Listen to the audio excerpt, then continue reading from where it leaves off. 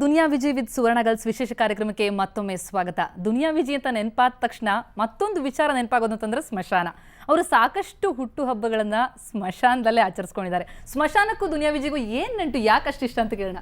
ವಿಜಯ್ ಏನಂತೀರಿ, ಸ್ಮಶಾನ ಅಂದ ತಕ್ಷಣ ಏನ್ ನೆನಪಾಗುತ್ತೆ? ಎಸ್, ಅಲ್ಲಿ ಶಿವ ಇರ್ತಾರೆ, ಸ್ಮಶಾನ ಕಾಳಿ ಇರ್ತಾರೆ. ಆಮೇಲೆ ಅಲ್ಲಿ ತುಂಬ ಅಲ್ಲೇನು ಸ್ವಾರ್ಥ ಇಲ್ಲ, ತುಂಬ ನೆಮ್ಮದಿಯಾಗಿ ಮಲಗಿರ್ತಾರೆ. ಏನೇ ಎಷ್ಟು ಜಗತ್ತಲ್ಲಿ ಎಷ್ಟು ಆಳಿದ್ರೂ ಅಲ್ಲಿ ಸುಮ್ಮನೆ ಬಿಟ್ಬಿಟ್ಟು ನೆಮ್ಮದಿಯಾಗಿರ್ತಾರೆ. ಒಂಥರ ಪೀಸ್ ಸಿಗತ್ತಲ್ಲಿ. ಏನು ಪೀಸ್ ಅಂದರೆ ಅಲ್ಲಿ ಕುತ್ಕೊಂಡು ನೋಡೋರ್ಗೆ ಗೊತ್ತಾಗತ್ತದು. ನನಗೆ ಗೊತ್ತಿರೋ ಹಾಗೆ ತುಂಬ ಇಮ್ಮೆಚ್ಯೂರ್ ಲವ್ಗಳಿರುತ್ತೆ ಗೊತ್ತಾ. ಆ ಲವರ್ಸ್ನಿಬ್ಬರು ಅಲ್ಲಿ ತೊಗೊಂಡೋಗಿ ನಿಲ್ಲಿಸ್ಬೇಕು, ಒಬ್ಬರಾದ್ಮೇಲೆ ಒಬ್ಬರನ್ನ. ಏನಾಗುತ್ತೆ, ಅವ್ರು ನಿಜವಾಗಿ ಲವ್ ಮಾಡ್ಬೇಕೋ ಬೇಡ ಅಂತ ಯೋಚನೆ ಮಾಡ್ತಾರೆ. ಅಷ್ಟು ಬರೋದೇ ಜವಾಬ್ದಾರಿ ಅಲ್ಲಿ ಹೋದ್ರೆ. ಅಯ್ಯಯ್ಯಪ್ಪ ಏನು ಹಿಂಗೆ ಸುಡ್ತಾರೆ ಮನುಷ್ಯ ಹಿಂಗೆಲ್ಲ ಸಾಯ್ತಾನೆ, ಹಿಂಗೆಲ್ಲ ಸುಡ್ತಾರೆ. ಯಾಕಂದರೆ ಆ ಬಾಡಿ ಸುಡೋದು, ಅದು ಆ ಪ್ರೊಸೆಸ್ ನೋಡ್ತಾ ಇರಬೇಕಂದ್ರೆ ಅನಿಸುತ್ತೆ ತೋತ್ತೇರಿಕೆ ಬದುಕಿ ಹಿಂಗೆಲ್ಲ ಇದೆ. ನನ್ನ ಅಪ್ಪ ಅಮ್ಮನ ಮಾತು ಕೇಳಿದ್ವಲ್ಲ, ಕೇಳಬೇಕು ಅನ್ಸ್ಬಿಡುತ್ತೆ ಎಷ್ಟೋ ಜನಕ್ಕೆ. ತುಂಬ ಬದಲಾವಣೆಗಳಾಗತ್ತೆ ಅದು ನೋಡಿದ್ರೆ. It's not an very easy thing. ಸುಮ್ಮನೆ ನೋಡೋಕ್ಕೆ ಮೈಂಡ್ ಅಲ್ಲ, ಅದು ನೋಡಿ ಸಹಿಸ್ಕೋಬೇಕು. ಫಸ್ಟ್ ಟೈಮ್ ನಿಮ್ಗೆ ಯಾವಾಗ ಅಂದರೆ ಸ್ಮಶಾನದ ಬಗ್ಗೆ ಅಷ್ಟೊಂದು? ನಾನು ಪ್ರತಿ ಸರಿ ಜೀವನದಲ್ಲಿ ಅಪ್ಸೆಟ್ ಆದಾಗೆಲ್ಲೂ ನನ್ನ ಅದೇ ರಾಮಕೃಷ್ಣಾಶ್ರಮಕ್ಕೆ ಹೋದಾಗ ಒಂದು ಕಾಳಿ ಫೋಟೋ ಕೊಟ್ಟರು.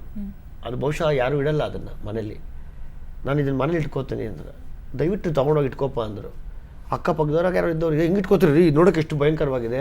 ಅವ್ರು ಅಂದರು, ರೀ ನೀವು ಕರೆಕ್ಟಾಗಿ ಪ್ರೇಯರ್ ಮಾಡಿ, ರೂಪ ನಾವು ಮನುಷ್ಯ ಕೊಡ್ತೀವಿ ಅಷ್ಟೇ, ಕರೆಕ್ಟಾಗಿ ಪ್ರೇಯರ್ ಮಾಡಿ ಅವ್ರನ್ನ. ಅವ್ರು ಯಾಕೆ ಪ್ರೀತಿ ಮಾಡಬಾರ್ದು? ನಾನು ನೋಡೋಕೆ ಹೊರಟ ಕೋಪಿಷ್ಟ, ಹೊಡೆದ್ಬಿಡ್ತಾನೆ, ಗಾಟ್ರೆ ಮಾಡ್ತಾನೆ ಅಂತಾರೆ. ಕರೆಕ್ಟಾಗಿ ಪ್ರೀತಿ ಮಾಡಲಿ, ನಾನು ಪ್ರೀತಿ ಮಾಡ್ತೀನಿ. ನಾನು ಹೊರಟಾಗಿ ಪೂಜೆ ಮಾಡಿ, ನಾನು ನಿಮ್ಗೆ ಹೊರಟಾಗಿ ನೋಡ್ಕೊಂಡು ನೀವು ನನಗೆ ಹೊರಟಾಗಿ ಬಿಹೇವ್ ಮಾಡ್ತೀರಾ. ಬಿಕಾಸ್ ನಾನು I C Kali as my mother. ನನ್ನ ತಾಯಿ ಅವಳು ಅಲ್ಲಿರ್ತಾಳೆ ಅಮ್ಮ. ಅಲ್ಲಿ ಯಾವಾಗಲೂ ಕುತ್ಕೊಂಡು ತುಂಬ ಎಂಜಾಯ್ ಮಾಡ್ತೀನಿ ಲೈಫ್ನ. ಯಾಕೆ ಅಂತಂದರೆ ನನ್ನ ಜೀವನದಲ್ಲಿ ನನಗೇನೂ ಆಸೆ ಇಲ್ಲ. ಬದುಕಿನ ಎಲ್ಲ ಘಟ್ಟಗಳನ್ನು ಮುಟ್ಟಿ ಎಲ್ಲವನ್ನೂ ನೋಡ್ಬಿಟ್ಟೆ. ದುಡ್ಡು ಇಲ್ಲದೆ ಇದ್ದಾಗಲೂ ನೋಡಿದೆ, ದುಡ್ಡು ಇರುವಾಗಲೂ ನೋಡಿದ್ದೀನಿ. ಎಲ್ಲ ಬರೀ ಒಂದಷ್ಟು ಒಂದು ಭಾಗದಲ್ಲಿ ಸಿಕ್ಕಾಪಟ್ಟೆ ಸ್ವಾರ್ಥಗಳು ಕಿತ್ತಾಡ್ತಾ ಇರ್ತವೆ. ಸರಿ ಬೇಡ, ಈಗೇನು 3 ಮಕ್ಕಳಾಗಿದೆ, ನಾನು ನಂಬ್ಕೊಂಡು ನನಗೊಂದು ಹೆಂಡತಿ ಇದ್ದಾಳೆ, ವಯಸ್ಸಾಗಿರೋ ಅಪ್ಪ ಅಮ್ಮ ಇದ್ದಾರೆ. ಅಪ್ಪ ಅಮ್ಮ ಇರೋರು ಚೆನ್ನಾಗಿ ನೋಡ್ಕೊಳ್ಳೋಣ, ನಾನು ಏನು ಸಂಪಾದನೆ ಮಾಡ್ತೀನಿ, ನಮ್ಮ ಮಕ್ಕಳು ಕೊಡೋಣ, ನನಗಿನ್ನೇನು ಬೇಕು, ಇನ್ನೇನು ಬೇಡ, ಆರಾಮಾಗಿದ್ಬೇಡ ಲೈಫಲ್ಲಿ. ನೋಡೋಣ ಒಂದು ದಿವಸ ಎಂಡ್ ಅನಿಸುತ್ತೆ, ಅವತ್ತು ಎಂಡ್ ಮಾಡ್ಕೋತೀನಿ. ಎಲ್ಲ ನೋಡ್ಬಿಟ್ಟೆ ನಾನು. ಅಂದರೆ ಒಬ್ಬ ತಿರುಕನಾಗಿದ್ದವನು ಕೂಡ ಮಹಾರಾಜನ ಸುಪತ್ತಿಗೆ ಮೇಲೂ ಕೂಡ ಕೂತ್ಕೊಂಡು ರಾಜ್ಯ ಕೂಡ ಆಳ್ಬಿಟ್ಟೆ. ಸೊ ನನಗೆ ಯಾರ ಮೇಲೂ ಹಠ ಇಲ್ಲ. ಸ್ಮಶಾನ ಅಂದ್ರೆ ಎಲ್ರಿಗೂ ಭಯ ಇರುತ್ತೆ. ಅದ್ರ ನೀವಂತೀರಿ ಅಲ್ಲಿ ಹೋದ್ರೆ ಬದಲಾವಣೆಗಳಾಗ್ತವೆ, ಜವಾಬ್ದಾರಿ ಬರುತ್ತೆ ಅಂತ ಹೇಳಿ. ದುನಿಯಾ ವಿಜಿಯಲ್ಲಿ ಏನ್ ಬದಲಾವಣೆ ಆಯ್ತು ಸ್ಮಶಾನಕ್ಕೆ ಹೋಗೋಕೆ ಆರಂಭಿಸಿದ ಮೇಲೆ? ನನಗಲ್ಲಿ ನೋಡಿದಾಗ ಒಂದು ಅನ್ನಿಸ್ತು. ಬಿಕಾಸ್ ನನ್ನ ಲೈಫಲ್ಲಿ ನಾನು ಒಂದು ಸತಿ ಹಿಂಗೆ ಒಂದು ಇನ್ಸಿಡೆಂಟ್ಸಲ್ಲಿ ಒಂದು 3 ಸೂಸೈಡ್ ಅಟೆಂಪ್ಟ್ ಮಾಡ್ಕೊಂಡಿದ್ದೆ. ಹೇಳ್ತೀನಿ, ನೆಕ್ಸ್ಟ್ ಸೆಗ್ಮೆಂಟಲ್ಲಿ ಹೇಳ್ತೀನಿ. ಅಂದರೆ ಬದುಕಬಾರ್ದು ಅನ್ನೋ ಒಂದು ಸ್ಟೇಜ್ ಬಂದ್ಬಿಡುತ್ತೆ. Because of the age. ಹೌದು, ಬಿಕಾಸ್ ಆಫ್ ದ ಏಜ್. ಅದು ಆ ಏಜ್ ಹಂಗೆ ಅನ್ಸುತ್ತೆ, ಪ್ರತಿಯೊಬ್ಬರಿಗೂ ಅನ್ಸುತ್ತೆ, ನಾನು ಹಂಗೆ ಮಾಡ್ಕೋಬೇಕು, ಹಿಂಗೆ ಮಾಡ್ಕೋಬೇಕು, ಬದುಕಬಾರ್ದು ಅಂತ. ಆ ಥರದ್ದೆಲ್ಲ ನಡೆದೋಗಿತ್ತು. ಅವಾಗ 3 ಸರಿನೂ ಎಸ್ಕೇಪ್ ಆಗಿಬಿಟ್ಟು ನಂದೊಂದು ಕೆಟ್ಟ ವಿಲ್ ಪವರು ಆಗ್ಬಿಟ್ಟು ಸ್ಮಶಾನದಲ್ಲಿ ಹೋಗಿ ನಿಂತ್ಕೊಂಡು ನೋಡಿದೆ. ಅವಾಗ ಅಂದೆ, ಹೌದು, ಯಾವುದೋ ಕಾರಣಕ್ಕೋಸ್ಕರ ನಾನು ಅಲ್ಲಿ ಮಾಡ್ಕೊಂಬಿಟ್ರೆ ನೋಡಿ ಹಿಂಗೆ ಬಂದು ಸಾಯ್ಬೇಕಾಗತ್ತೆ ಅರ್ಧಂಬರ್ಧ ವಯಸ್ಸಲ್ಲಿ. ಯಾಕೆ ಅಲ್ಲಿ ಪಕ್ಕದಲ್ಲಿ ಒಂದು ವಯಸ್ಸಾಗಿರೋ ಬಾಡಿ ಉರಿತಾ ಇತ್ತು. ಹೌದಲ್ವಾ, ವಯಸ್ಸಾದ್ಮೇಲೆ ಹಿಂಗೆ ಹತ್ರ ಚೆನ್ನಾಗಿರುತ್ತೆ. Because they are achievers. ಚಿಕ್ಕ ವಯಸ್ಸಲ್ಲಿ ಸಾಯೋರು ದೇ ಆರ್ ನಾಟ್ ಅಚೀವರ್ಸ್. ಇವ್ರು ಅಚೀವ್ ಮಾಡ್ತಿಲ್ಲ, ಇವ್ರು ಅಚೀವ್ ಮಾಡ್ತಾ ಇದ್ದಾರೆ. ಹಂಗೆ ಮಾಡಿ ಹಿಂಗೆ ಸಾಯೋದೇ ಕರೆಕ್ಟ್. ಆ್ಯಕ್ಚುಲಿ ಹಿಂಗೆ ಸಾಯೋದು ತಪ್ಪು ಅನ್ನಿಸ್ತು. ಓಕೆ, ಎಲ್ಲ ಸ್ಟಾರ್ಸ್ ಮನೆ ಮುಂದೆ ಅವ್ರ ಬರ್ಡೇನ ಆಚರಿಸ್ತಾ ಇರ್ತಾರೆ. ಸೊ ನೀವು ಮಾತ್ರ ಸ್ಮಶಾನದಲ್ಲಿ ಆಚರಿಸ್ತೀರಾ? ನಿಮ್ಗೆ ಯಾವತ್ತೋ ಒಂದ್ಸಲನೂ ಅನಿಸ್ಲಿಲ್ವಾ ನಾನು ಎಲ್ಲರ ಮುಂದೆ ಆಚರಿಸಿದ್ದೀನಿ? ಬಟ್ ನೈಟ್ ಸ್ಮಶಾನದಲ್ಲಿ ಇರ್ತೀನಿ, ಬೆಳಗ್ಗೆ ಮನೆ ಮುಂದೆ ಇರ್ತೀನಿ. ಬಟ್ ಪ್ರತಿ ವರ್ಷ ಹುಟ್ಟುಹಬ್ಬಕ್ಕೂ ನೀವು ಸ್ಮಶಾನಕ್ಕೆ ಆಲ್ಮೋಸ್ಟ್ ಹೋಗ್ತೀನಿ. ನನ್ನ ಕ್ಲೋಸ್ ಫ್ರೆಂಡ್ಸ್ ಒಂದು 4-5 ಜನ ಇದ್ದಾರೆ ಅಷ್ಟೇ. ಅವ್ರನ್ನ ಕರ್ಕೊಂಡು ಮೊನ್ನೆ ಹೋಗಿದಾಗ ಮಾತ್ರ ಗೊತ್ತಾಗಿತ್ತು. ಒಂದು ಸ್ವಲ್ಪ ಹೊತ್ತು ಹೋಗಿ ಅಲ್ಲಿ ಕೂತಿದ್ದು ನೆಮ್ಮದಿ ಹತ್ಬಿಟ್ಟು ಮನ್ಸಾರೆ ಹತ್ಬಿಟ್ಟು, ಥ್ಯಾಂಕ್ಸ್, ನನಗೆ ನಾಳೆ 12 ಗಂಟೆ ಹುಟ್ಟಿದಿಷ್ಟು ವರ್ಷ ಆಯಿತು ಅಂತ ಬರ್ತೀವಿ. ಹೊರಗಡೆಗೆ ಬೆಳಗ್ಗೆ ಬಂದು ಮನೆ ಮುಂದೆ ಆಚರಿಸ್ತೀವಿ. ಬಹಳಷ್ಟು ಕಷ್ಟ ಅನುಭವಿಸಿದ್ರಿ, ಸಂಕಷ್ಟ ಎಲ್ಲವನ್ನೂ ನೋಡಿದ್ರಿ, ಸಫರಿಂಗ್ ಅಂತ ಹೇಳಿದ್ರಿ ಸ್ಟಿಲ್ ಕೂಡ. ಸೊ ಚಿತ್ರರಂಗಕ್ಕೆ ಬಂದ ಮೇಲೆ ಚಿತ್ರರಂಗದ ಜೀವನದಲ್ಲೂ ಕೂಡ ಬಹಳಷ್ಟು ಒಂದ್ ಹೇಳಕ್ ಇಷ್ಟಪಡ್ತೀನಿ. ಚಿತ್ರರಂಗಕ್ಕೆ ಬಂದ ಮೇಲೆ ನೀವು ಅಲ್ಲೂ ಕೂಡ ಕಷ್ಟ ಅಥವಾ ಕಾಂಟ್ರವರ್ಸಿಗಳು, ವಿವಾದಗಳು ಅದೆಲ್ಲ ಹೇಗೆ ಎದುರಿಸಿದ್ರಿ? ಹೇಗೆ ಕಾಂಟ್ರವರ್ಸಿ ಬಗ್ಗೆ ನನ್ನ ಲೈಫಲ್ಲಿ ನಾನು ಯಾವತ್ತೂ ಯೋಚನೆ ಮಾಡೋದೇ ಇಲ್ಲ. ಅದು ಯಾರಾದರೂ ಸರಿನೇ, ಕಾಂಟ್ರವರ್ಸಿ ಮಾಡ್ಕೊಂಡು ಅವ್ರು ಇರ್ಬೇಕು ಅಷ್ಟೇ ಚೆನ್ನಾಗಿ. ನಾನು ಹಂಗೆಲ್ಲ ಇಲ್ಲ.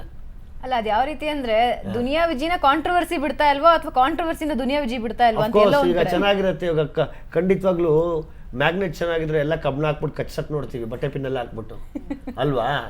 ಮ್ಯಾಗ್ನೆಟ್ ಥರನೇ ಇರುತ್ತೆ. ಯಾವತ್ತೂ ನಾನು ಒಂಟಿ ಸಲಗ ಇದ್ದಂಗೆ, ಕಾಡಲ್ಲಿ ನಾನು ಒಬ್ಬನೇ ಒಂಟಿ ಸಲ, ನಾನು ಹೋಗಿದ್ದೆ ದಾರಿ, ದಟ್ಟವಾದ ಅರಣ್ಯಕ್ಕೆ ನಾನೊಬ್ಬ ಒಂಟಿ ಸಲಗ. ನಾನಾಯ್ತು, ನನ್ನ ದಾರಿ ಆಯ್ತು, ನನ್ನ ಊಟ ಆಯ್ತು. ಒಂಟಿ ಸಲಗ ಯಾರೋ ತರ ಸೇರಲ್ಲ, ಬಟ್ ಎದುರು ಹಾಕೊಂಡ್ರೆ ಬಿಡಲ್ಲ. ಅಲ್ಲ, ಈಗ ಕಾಂಟ್ರವರ್ಸಿಗಳ ಬಗ್ಗೆ ನೀವು ತಲೆ ಕೆಡಿಸ್ಕೊಳ್ಳಲ್ಲ, ಕೇರ್ ಮಾಡಲ್ಲ, ಬಟ್ ಫ್ಯಾಮಿಲಿಯಲ್ಲಿ ಫ್ಯಾಮಿಲಿಯಿಂದ ನೆಂಟಿ ಕೇಳಿ ಸಕ್ಕತ್ತಾಗಿ ಹೇಳ್ತಾಳೆ. ಕನ್ವಿನ್ಸ್ ಏನಿಲ್ಲ, ಅವಳು ಕೇಳಿ ಸಕ್ಕತ್ತಾಗ, ಅವಳಿಗೆ ಗೊತ್ತು ನಾನೇನು ಅಂತ ಅವಳಿಗೆ ಗೊತ್ತು. ಏನ್ ಹೇಳ್ತಾರೆ ಈ ವಿಷಯದಲ್ಲಿ? ಅವಳು ಓಪನ್ ಆಗಿ ಹೇಳ್ತಾಳೆ, ನಾವೆಲ್ಲ ಅವಾಗೆಲ್ಲ ಹಂಗಿದ್ವಿ, ಅಲಿತಾ ಇದ್ವಿ, ಯಾರು ಕೇಳಿಲ್ಲ, ಇವಾಗ ಚೆನ್ನಾಗಿದೆ ಅಂತೆಲ್ಲ, ಏನೋ ಅದು ಬರೀತಾರೆ ಇದು ಬರೀತಾರೆ ಅಂತ ಬರ್ಕೊಂಡು ಹೋಗ್ಲಿ ಬಿಡು ಅಂತಾಳೆ. ಅಲ್ಲ, ನಿಮ್ಮ ಒಬ್ಬರಲ್ಲ ಮಂದಿಗೆಲ್ಲ ಈ ಪಾಸಿಟಿವ್ ಆಟಿಟ್ಯೂಡ್ ಬರ್ಲಿಕ್ಕೆ ಏನ್ ಕಾರಣ ಅಂತದ್ ಹೆಂಗ ನಮ್ಮ ನಿಮ್ಮಲ್ಲಿ? ತಾಯಿ ಒಂದೆರಡು ಸರಿ ಸಫರ್ ಮಾಡಿದ್ರು ಅಷ್ಟೇ. ನಮ್ಮ ತಾಯಿ ಸಫರ್ ಮಾಡಿದ್ದು ನಾನು ಒಂಚೂರು ಫೀಲ್ ಆಯ್ತು. ಆಮೇಲೆ ಹೇಳಿದೆ, ಇಲ್ಲಮ್ಮ ಪಾಪ ಯಾರಿಗೂ ಬಿಡ್ಲಿಲ್ಲಮ್ಮ, ಇದು ಕಾಂಟ್ರವರ್ಸಿ ಅನ್ನೋದು ಸೆಲೆಬ್ರಿಟಿಗಳಿಗೆ ಯಾರಿಗೂ ಬಿಡ್ತಿಲ್ಲ. ಅದು ಯಾವ ವಿಚಾರ ಅವ್ರಿಗೆ ಬಹಳ ಫೀಲ್ ಆಗಿ ಒಂದ್ 2-3 ಇನ್ಸಿಡೆಂಟ್ ಅಲ್ಲಿ ಏನೋ ತುಂಬಾ ನೊಂದ್ಕೊಂಡಿದ್ರು, ಏನೋ ಬಂದಿದೆ ಪೇಪರ್ ಅಲ್ಲಿ ಹಂಗೆ. ನಾನು ಹೇಳಿದೆ ಅದ್ರಲ್ಲಿ ತಲೆ ಕೆಡ್ಸ್ಕೊಬೇಡಮ್ಮ ಅಂತ. ಆಮೇಲೆ ಎಲ್ಲವನ್ನೂ ಕ್ಲಿಯರ್ ಕಟ್ ಆಗಿ ಹೇಳ್ತಾ ಹೋದೆ, ಹಿಂಗೆ ನಡೆಯತ್ತಮ್ಮ, ಹಿಂಗೆ ನಡೆದಾಗ ಹಿಂಗೆಲ್ಲ ಆಗ್ಬಿಡೋದು. ಆಮೇಲೆ ಕೂಲ್ ಆದ್ರು ಅವರು.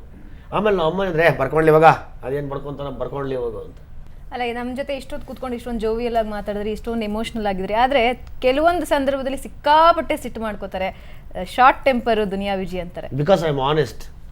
ನಾನು ತುಂಬ ಆನೆಸ್ಟ್ ಆಗಿರ್ತೀನಿ. ನಂಗೆ ಅವ್ರ ಡ್ರೆಸ್ ತುಂಬ ಇಷ್ಟ ಆಯಿತು ಅಂತೀನಿ, ತಮ್ಮ ನಡವಳಿಕೆ ತುಂಬ ಇಷ್ಟ ಆಯಿತು, ನನಗೆ ಇವ್ರ ಕಡೆ ತುಂಬ ಇಷ್ಟ ಅಂತೀನಿ. This is the honesty.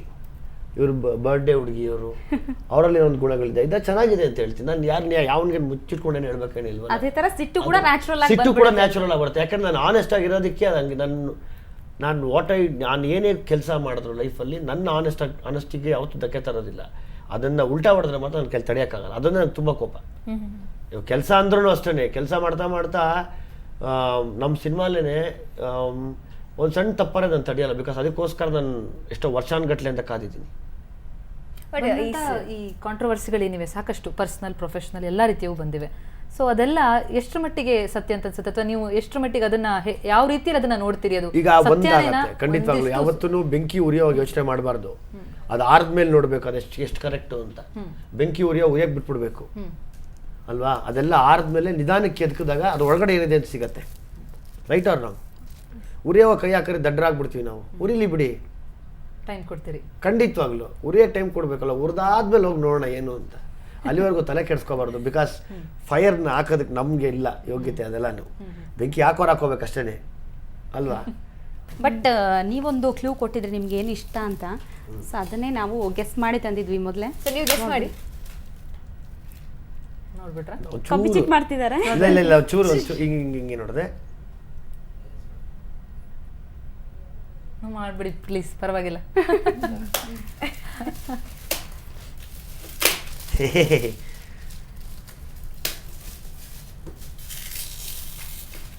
Kali ಅಲ್ಲ, ಸೂಪರ್. ನೋಡಿ ಎಷ್ಟು ಮುದ್ದಾಗಿದೆ ಇದು. ರುದ್ರಾವತಾರ ಆದ್ಮೇಲೆ ಸ್ವಲ್ಪ ಶಾಂತ ಆಗ್ಲಿ ಅಂತ. ಹೌದೌದು, ನಂಗೆ ಸಖತ್ ಇಷ್ಟ ಆಯ್ತಲ್ಲ. ಥ್ಯಾಂಕ್ಸ್ ಅಪ್ಪ, ತುಂಬ ಥ್ಯಾಂಕ್ಸ್. ಸಖತ್ತಾಗಿದೆ ಇದು. ಕ್ಯಾಮ್ರಾಗೆ ನನಗೆ ಎನಿ ಫೈಟ್ ಸೀಕ್ವೆನ್ಸ್ ಮಾಡಬೇಕಾದ್ರೆ ನಾನು ಏನೇನು ಡೇಂಜರಸ್ ಶಾರ್ಟ್ಸ್ ಮಾಡ್ತೀನಿ, ಅವಾಗ ಇವ್ರದ್ದೊಂದು ಫೋಟೋ ನನ್ನ ಹತ್ರ ಇದೆ. ಅದು ಅವಾಗಿಂದ ಇಟ್ಟಿದ್ದೀನಿ. 1-2 ಸೆಕೆಂಡ್ ಸೈಡ್ಗೆ ಹೋಗಿ ಒಂದೆರಡು ನಿಮಿಷ ಅಲ್ಲಿ ಕಾಲ್ ಮೇಲೆ ಕೈ ಇಟ್ಬಿಟ್ಟು ಹಂಗೆ ಅನ್ಕೊಂಡು ಹೋಗ್ತೀನಿ.